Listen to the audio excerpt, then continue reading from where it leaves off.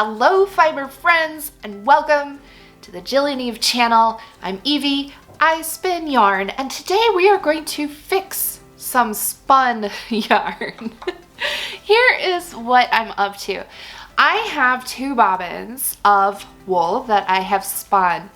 One has very high twist, maybe even too much twist. The other one has low twist, maybe even not enough twist. So here's what I'm talking about today. Sometimes when we are spinning, especially as new spinners, I know this was the case for me and I'm sure I'm not alone, it can sometimes feel like the level of twist that comes into our yarn is kind of something that magically separately happens. We're very focused on drafting the fiber, and however much twist it ends up with in the end is kind of a mystery until we get to the end. The truth is that we have all the control over the twist because we're the spinner. And even if we've already spun something, we have the ability to add or remove twist from that fiber before we finish the yarn. So that's what I am up to today. I had this beautiful braid of BFL, that's Blue Face Leicester, that's the breed of the sheep. Here are the two different yarns. You can really see that this yarn folded back on itself and just letting all of the twist relax into the ply. It's just so much softer and fluffier. It's lofty, it's full of air, it's warm. It's something that I might want to knit and wear next to my skin. The reason this one looks tighter and narrower, it's not as bulky or thick of a yarn. I actually drafted these the exact same, but this has more twist in it, and so that extra twist compressed it and packed it in tighter, and it holds everything together. I think what I prefer here is the fluffy yarn. I think I like this one better, and this one, it has too much twist for that. So I'm going to be taking some twist out of this yarn. How do I know how much twist I want to take out of this yarn? That's a really good question. If I don't take enough, then I'm stuck with the same problem, which is that I have a very high twist, tightly spun yarn. But if I take out too much twist, then the yarn is gonna break and fall apart, and that creates a whole other problem. So I'm gonna have to find that balance. It loses exactly the right amount of twist without falling apart. That's a little tricky. And the way that I'll be able to check it as I'm going, as I'm unspinning, is that a thing? It is now. The way I'll be able to check it is by the twist angle. I can look at the angle of how the ply back is crossing over. This is why yarn gauges have a little protractor looking thing on it, because we are looking at the angle, the degree of the twist. So when I ply these back on themselves, I can slide them along and look at, okay, so my low twist is about a 20-degree angle. My high twist is almost a 40-degree angle. That's a big difference. How did this happen in the first place? I was originally thinking that I would be using this for a warp, and for warp, for weaving, you want it to have more twist. It needs to be firmer, it needs to resist abrasion, it needs to be stronger. But then I just kind of decided I like the softer yarn better, so that's why we're doing this adjustment. But I think this is a really fun exercise experiment to share with all of you, because I want you to know that you can change your twist even after you've spun up a whole bobbin. It might be tricky. I'm probably about to find out how tricky it is. I'm getting all set up here, and I wanted to just mention that twist works like addition and subtraction. So if you spun Z to remove it, spin it S, and vice versa. Or if you're adding twist, then you go the same direction. So if you spun Z and you want to add twist, then spin it Z again.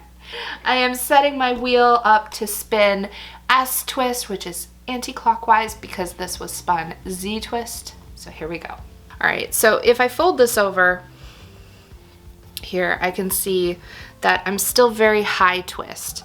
So I'm going to get it started, and even as it's spinning, I can see that the yarn is starting to open up because that twist isn't holding it all so tight and compact. And look, I can see this, it is starting to fluff up, and the twist angle is starting to change. It's not quite as fluffy, and it might not be as fluffy as the low twist single that I did, but this is coming in at the right twist angle at this point.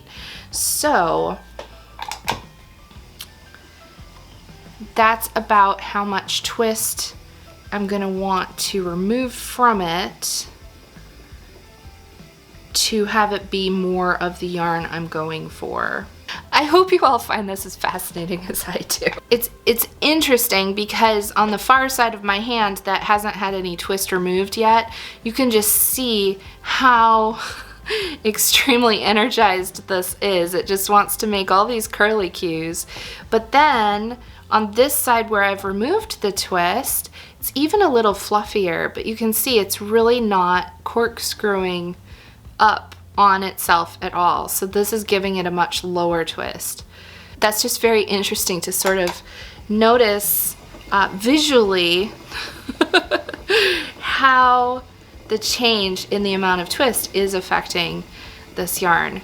So I think this is a good method for doing this. I can slide my hand along and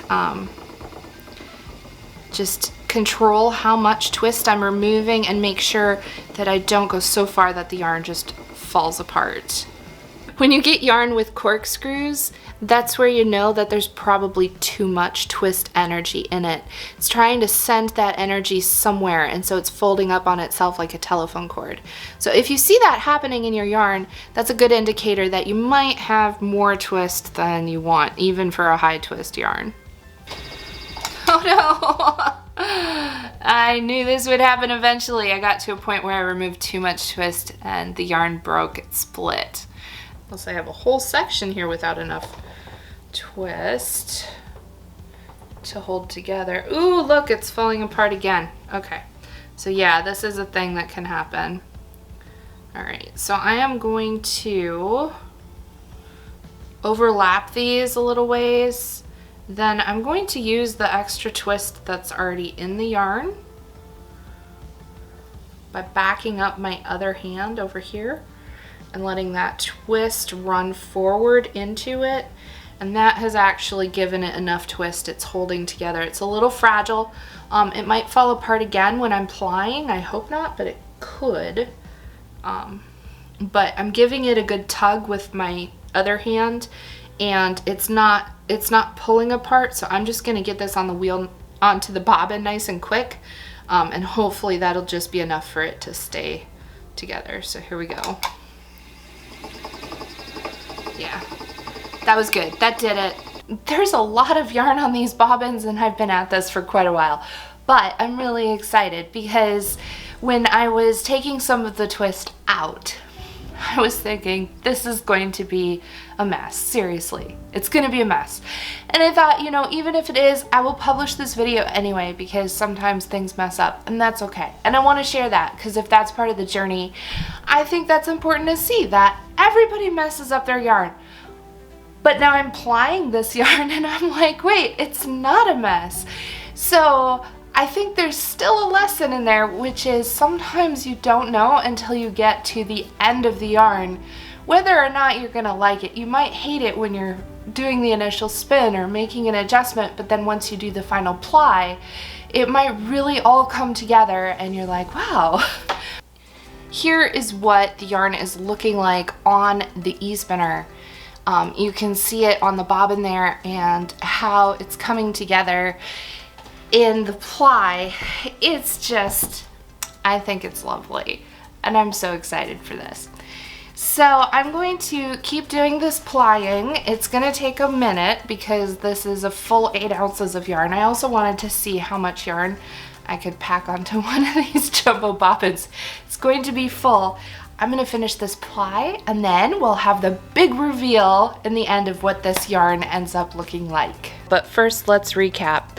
I had 2 bobbins of yarn that I had spun. One had less twist in it.